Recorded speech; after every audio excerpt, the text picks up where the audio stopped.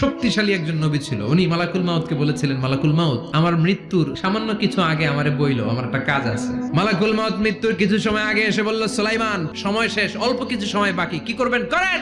সাইয়েদনা সুলাইমান জিনদেরকে ডাকলো, ও জিনেরা, বিশাল একটা প্রজেক্ট আছে, প্রজেক্টে কাজ শুরু করো। আর কিছু জিনকে বলল, চারদিকে গ্লাস ফিটিং করা একটা রুম বানাও। সাইয়েদনা সুলাইমান আলাইহিস সালাম গ্লাস ফিটিং করা রুমের ভেতরে ঢুকলেন। এই রুমে ঢুকার দরজা নাই, হাতে একটা লাঠি নিলেন, লাঠির মধ্যে ভর করে দাঁড়িয়ে রইলেন আর জিনদের দিকে তাকিয়ে রইলেন। জিনেরা এত বদমাশ ছিল, সাইয়েদনা সুলাইমান দাঁড়িয়ে না থাকলে কাজ করতো না, দাঁড়ায় না থাকলে আজও লোকজন কাজ করতে চায় না, ঠিক কিনা?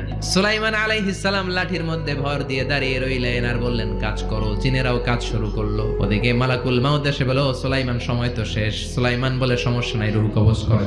মালাকুল মাউত ওইভাবে লাঠিতে ভর দেওয়া অবস্থায়, দাঁড়ানো অবস্থায় সাইয়েদনা সুলাইমান আলাইহিস সালামের রূহ কবজ করে নিলেন। উনি এমন ভাবে দাঁড়িয়েছেন, রূহ চলে গেল, লাশ হয়ে দাঁড়িয়ে রইলেন।